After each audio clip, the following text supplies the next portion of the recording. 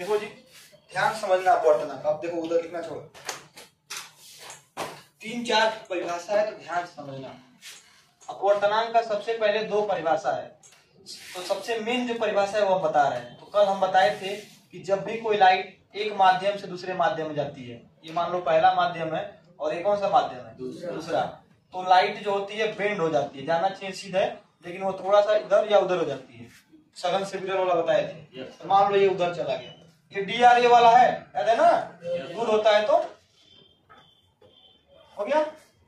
तो जब भी कोई प्रकाश की किरण एक माध्यम से दूसरे माध्यम में जाती है, जब भी कोई प्रकाश की किरण एक माध्यम से दूसरे माध्यम में जाती है, तो पहले माध्यम में प्रकाश की चाल, पहले माध्यम में प्रकाश की चाल, पहले माध्यम में प्रकाश की चाल और दूसरे माध्यम में प्रकाश की चाल, दूसरे माध्यम में प्रकाश की चाल के अनुपात को, चाल के अनुपात को ही अपवर्तनांक कहते हैं।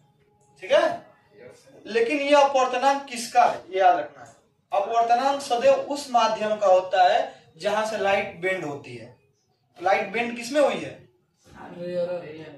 दूसरे में हुई है, इसमें दूसरे में हुई ना, ये रेयर का छोड़ दो, ये दूसरे में हुई है। मान लो ये वायु है और ये कांच है, ये वायु है और ये क्या है, कांच है, उल्टा हो गया। ये इसको वायु कर दो क्योंकि विरल हो गया, और एक ग्लास कर दो, कांच कर दो।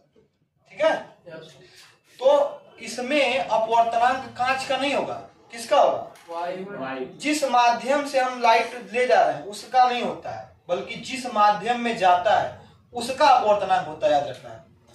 समझ आया? जैसे ये कांच है और यहाँ से हमने लाइट मारा, तो इस माध्यम का अपवर्तनांक नहीं होगा, जहां से लाइट बेंड होना स्टार्ट होगा उसका अपवर्तनांक होता है।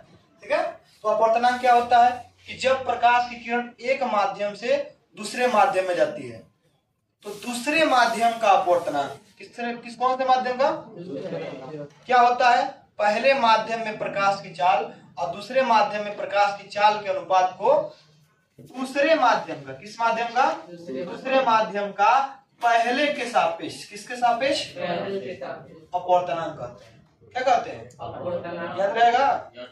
इसका मतलब ध्यान समझो, जैसे अगर हम लिख दिए मान लो यन हीरा लिख दिए और ऊपर हमने लिख दिया बेंजीन, ऊपर हमने क्या लिख दिया, तो यन का मतलब होता है अपवर्तनांक। यन का मतलब क्या होता है, अपवर्तनांक। जो नीचे लिखा होता है उसका होता है अपवर्तनांक, यानी इसमें अपवर्तनांक किसका है, हीरे का, और किसके सापेक्ष, यानी कि बेंजीन ऊपर है।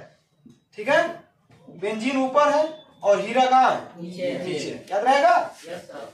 अगर हम लिख दें मान लो NaG ऐसे लिख दिए, तो ऊपर कौन है, जी, और नीचे कौन है, A।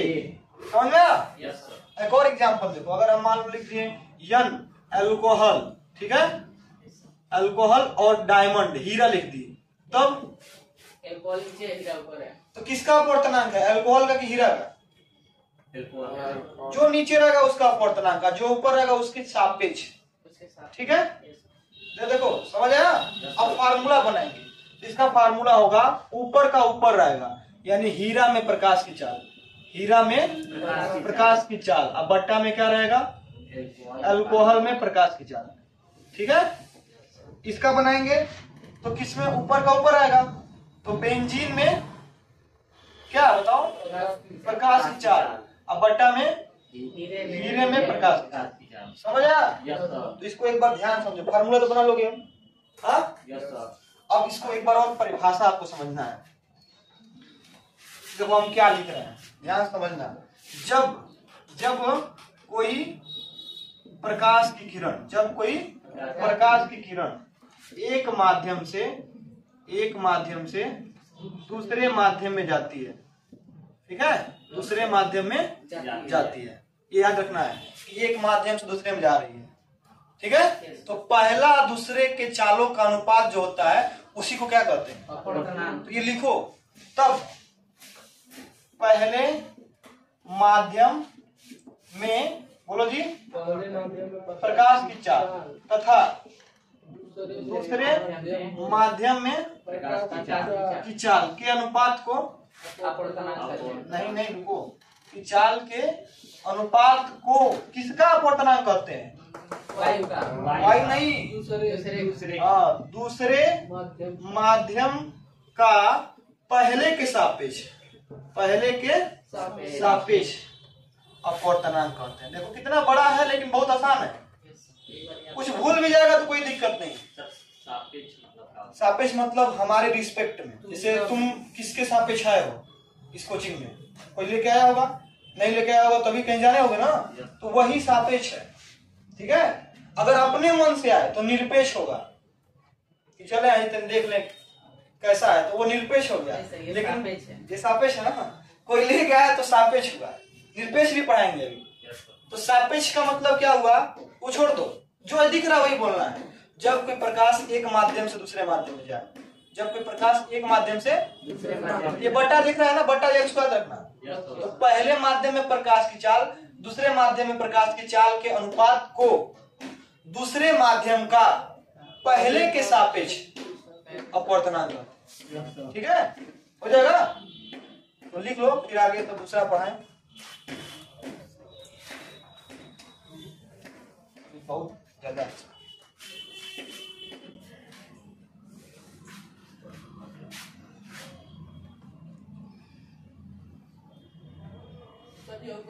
नियम तीनों बताओ तो, प्रथम द्वितीय तृतीय। जबकि एक्चुअल में नियम है पहला कौन सा नियम, तो उसका नाम है ना, एक संवेग का नियम है, एक एक्शन रिएक्शन का नियम है, ऐसे नाम है ना। हाँ, एक उसका जड़त्व का नियम है, पहला जड़त्व का नियम है।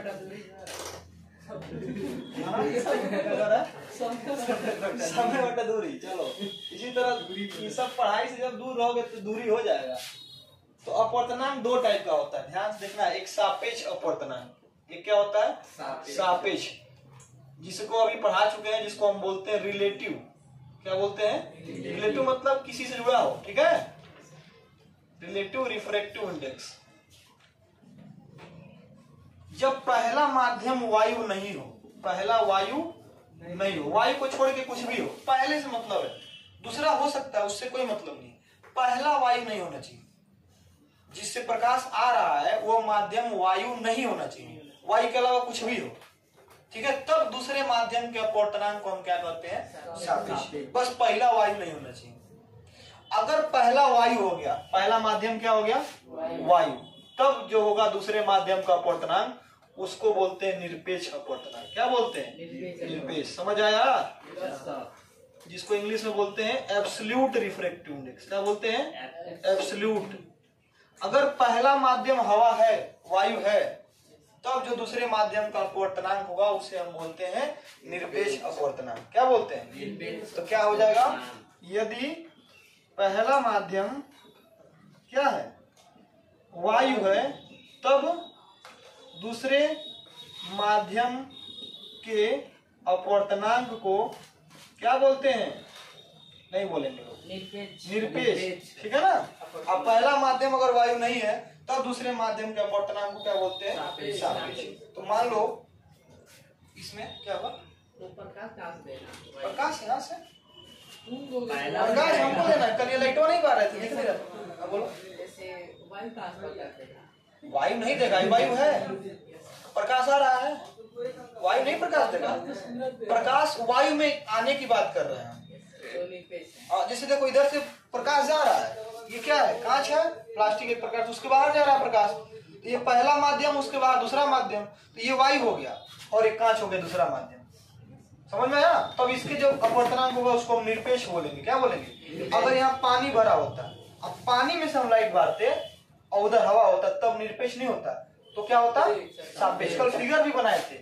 अगर मान लो हम यहाँ पूरा पानी हमने भर दिया ऐसे, ठीक है, पूरा हमने क्या भर दिया? जल।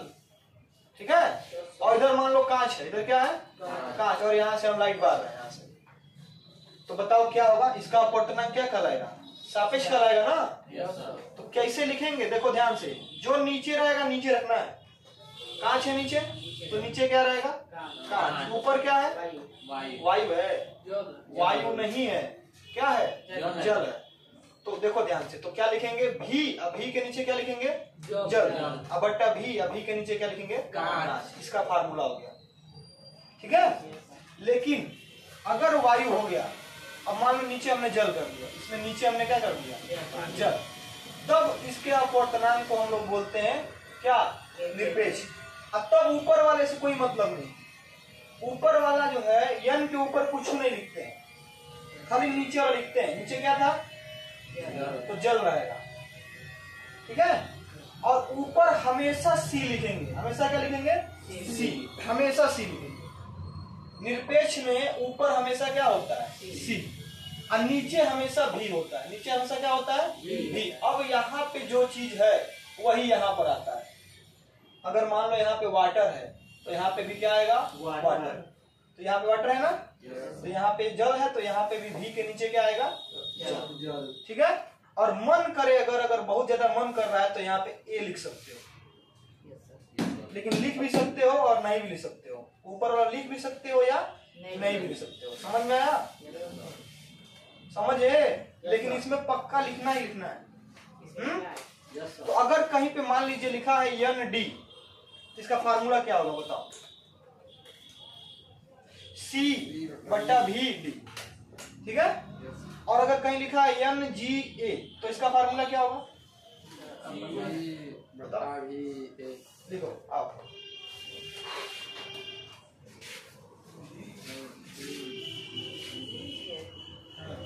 ये लिखो,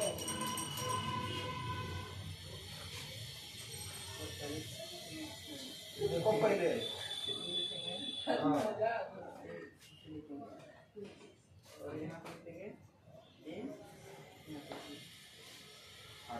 ठीक है ना, समझ आए जी, समझ रहे हो। अगर ऊपर वायु है तो सी रहेगा, ऊपर वायु है तो क्या रहेगा सी। सी का मतलब होता है वायु में प्रकाश की चाल, सी का मतलब क्या होता है वायु में प्रकाश की चाल, यानी सी उसी को डिनोट करता है हमेशा, ठीक है ना। तो अगर इसको आप उतना मत सीरियसली लो, तो सवाल लगाने वाला है। अगर पहला माध्यम वायु नहीं है तो कौन सा अपवर्तनांक सापेक्ष, अगर पहला माध्यम वायु है तो कौन सा अपवर्तनांक निरपेक्ष, और निरपेक्ष में सी भी होता है, निरपेक्ष में क्या होता है सी भी, और सापेक्ष में भी होता है, ठीक है ना, याद रहेगा, बना दीजिए उसको।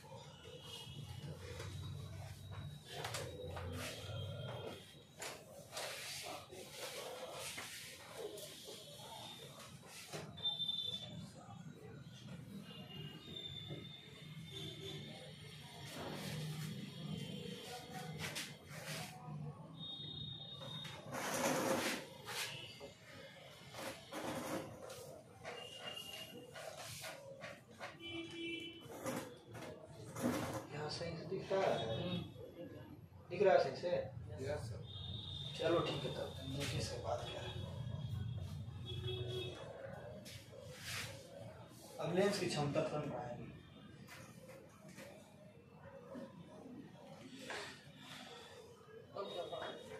अभी लेंस कहाँ पढ़ाए हैं जी, वो क्षमता आ गया, लेंस में नहीं पढ़ाए, अगला लेंस होगा। अब लेंस तो आप एक पूरा टॉपिक है, अभी एक इसमें है उत्क्रमणीयता का सिद्धांत, उसको बताना है, तब ये टॉपिक समाप्त होगा। ये साइंस समझ में आ रहा है, मैथ नहीं आ रहा है, आएगा मैथ। साइंस आ रहा है ना, इंग्लिश आ रहा है ना, बहुत है, तब मैथ आएगा, धीरे धीरे आएगा। मैथवा में सवालों लगाने वाला तो आ ही रहा है ना, भाई सब आ रहा है ना, आई नहीं आ रहा होगा, तो धीरे धीरे सब आ जाएगा, घबराओ मत। साइंस आना चाहिए, लेकिन साइंस दिमाग को क्या करता है, जैसे देखते हो जब गाड़ी ठीक हो जाता है तो बनवाते हैं, सर्विसिंग करते हैं, तो 3-4 दिन तक चलाने के लिए कहा जाता है, थोड़ा धीरे धीरे, तो सर्विसिंग होता है उसका, रावा में जिसे कहते हैं, तो वही अभी रावा कर देगा दिमाग, और जब एक बार रावा पकड़ लिया तो सब आने लगेगा। लेकिन लिखो पहले,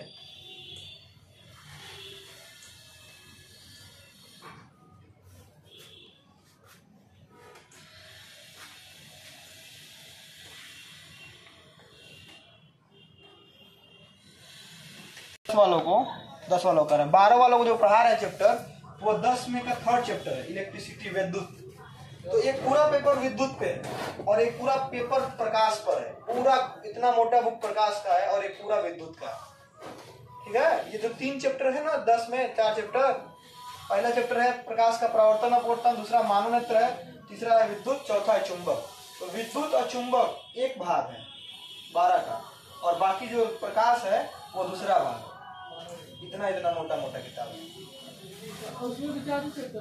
4 ही चैप्टर है, 10-15 चैप्टर बना दिया है उसको। हाँ अभी ये जितना दिन से पढ़ा रहे हैं, हाँ 1 चैप्टर समाप्त हुआ है, सोचो।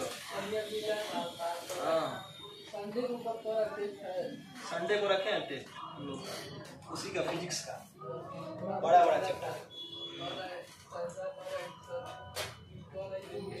कहे नहीं देंगे गिफ्ट, गिफ्ट इस बार सही नहीं देना चाहिए, अगले महीने देना चाहिए, सही कहा। देखो जी ये क्या है, ध्यान सुनना, इसमें बहुत आसान है, कोई चीज है नहीं। मान लो हमने एक लाइट जो है, हमने लाइट ले जा रहा है बेंजीन से। कहाँ से ले जा रहा है? बेंजीन से। चाहे बेंजीन ज्यादा न ले जाओ, नहीं कहोगे नाम सर इतना खराब खराब रख रहे हैं। वायु से ले जा रहे हैं, और हीरा में, चलो हीरा जानते हो ना, तो ये जाएगा ऐसे और ये थोड़ा दूर हो जाएगा। और इसका उल्टा कर दो, इसका उल्टा कर दो। अब ऊपर हीरा कर दे रहा है और नीचे क्या कर दे रहे हैं? वायु। पानी क्या करो, इसी का उल्टा करना है। तो हीरा से गया और तब ये बेंड हो जाएगा इधर, ठीक है। तो एक बार देख लेना सघन विरल वाला, बाकी ऐसे हो जाएगा, हो जाएगा ना। इसका अगर लिखना चाहे, मान लो अगर लिखना चाहे तो क्या लिखोगे? नीचे क्या है? तो हीरा को मान के तो डायमंड लिख दो, चाहे अगर हिंदी से लिखना चाहते हो तो हीरे लिख दो, ठीक है। और ऊपर क्या है लिख दो? वायु लिख सकते हो, नहीं भी लिख सकते हो ना। और इसमें लिखोगे तो क्या होगा? नीचे क्या रहेगा? वायु, और ऊपर क्या रहेगा? हीरा। अगर इन दोनों का गुणा करें तो वो 1 के बराबर होता है, ठीक है। इसी को बोलते हैं उत्क्रमणीयता का सिद्धांत। इसी को क्या बोलते हैं? यानी कि अगर, ध्यान सुनो, अगर दूसरे माध्यम का पहले के सापेक्ष, ठीक है, और पहले का दूसरे के सापेक्ष का गुणनफल करें तो वो कितना होता है? 1 होगा। या अगर इसको साइंस के लैंग्वेज में कहें तो ये इधर गुणा में इधर आ जाएगा तो बटा में हो जाएगा, तो 2n1 हो जाएगा, हो जाएगा ना। इसको ऐसे बोलते हैं, दूसरे माध्यम का पहले के सापेक्ष जो अपवर्तनांक होता है वो पहले के दूसरे के सापेक्ष के व्युत्क्रम के बराबर होता है। इसे व्युत्क्रम बोलते हैं। क्या बोलते हैं? व्युत्क्रम। एक अगर ऊपर हो गया तो व्युत्क्रम बोलते हैं। तो इसका परिभाषा नहीं पूछेगा, इससे सवाल आता है। इससे क्या आता है? तो सवाल में बस याद रखना है कि अगर 1n2 है और 2n1 है तो गुणा करने पे क्या हो जाएगा? 1। या बटा में अगर ले जा रहा हूं, मान लो यहाँ पे हम लिख रहे हैं n, अब बेंजीन लेते आ रहे हैं, बेंजीन, ठीक है, और ऊपर हीरा कर दी, ऊपर क्या कर दी। तो अगर इसका फार्मूला बनाएंगे 1 बट्टा तो क्या होगा बताओ? यहाँ पर, यहाँ पे क्या होगा? नीचे क्या हो जाएगा? हीरा, और ऊपर क्या हो जाएगा? बेंजीन। उल्टा हो जाएगा। देखो 1n2 है तो 2n, ठीक है ना। उत्क्रमणीयता का मतलब, उत्क्रम मतलब उल्टा, उत्क्रम मतलब उल्टा, याद रहेगा। तो यही एक फार्मूला है, इतना जो आज टॉपिक पढ़ाए थे, बाकी सवाल कर लगवा दिया जाएगा। तो आज हमने क्या क्या पढ़ाया? सबसे पहले पढ़ाया अपवर्तनांक। सबसे पहले क्या पढ़ाया? अपवर्तनांक क्या होता है कि पहले माध्यम में प्रकाश की चाल और दूसरे माध्यम में प्रकाश की चाल के अनुपात को हम क्या बोलते हैं? अपवर्तनांक बोलते हैं। किसका अपवर्तनांक बोलते हैं? दूसरा का पहले के सापेक्ष। याद रखो, देखो पहले माध्यम में प्रकाश की चाल, दूसरे माध्यम में प्रकाश की चाल के अनुपात को दूसरे का पहले के सापेक्ष क्या करते हैं? अपवर्तनांक। हो गया ना। और एक इंपॉर्टेंट चीज, इसका मात्रक नहीं होता, यानी ये मात्रकहीन है, ठीक है। ये मात्रकहीन है, इसका कोई मात्रक नहीं होता। और इसको किससे प्रदर्शित करते हैं? यम से। कितने टाइप का होता है? 2 टाइप का। एक होता है सापेक्ष और एक होता है निरपेक्ष। निरपेक्ष में पहला माध्यम क्या होगा? वायु होगा। पहला माध्यम क्या होगा? और सापेक्ष में पहला माध्यम वायु नहीं होगा, ठीक है। बस ये लिख लो, इसको कुछ लिखना नहीं है, बस बना लेना है ऐसे।